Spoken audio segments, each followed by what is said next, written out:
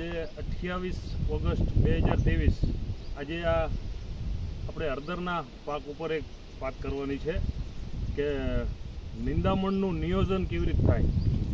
આ પાકની અંદર અમે મલ્ચિંગ કરેલું છે, નીચે અહીંયા મલ્ચિંગ કરેલું છે. અત્યારે જે કંઈ નિંદામણ થયું એ નિંદામણને સાઈડ મલ્ચિંગ કરી છે, જેથી કરી અંદર મોઇસ્ચર મેન્ટેન રહે. હવે આ બાજુના બેડમાં જુઓ કેવડું નિંદામણ છે.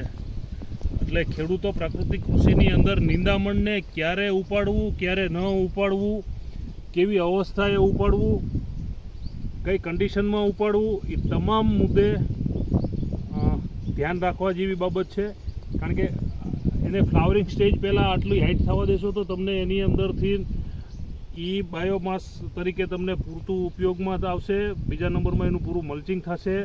બીજા નંબરમાં એના અંદરથી જ ઓર્ગેનિક કાર્બન ક્રિએટ થશે.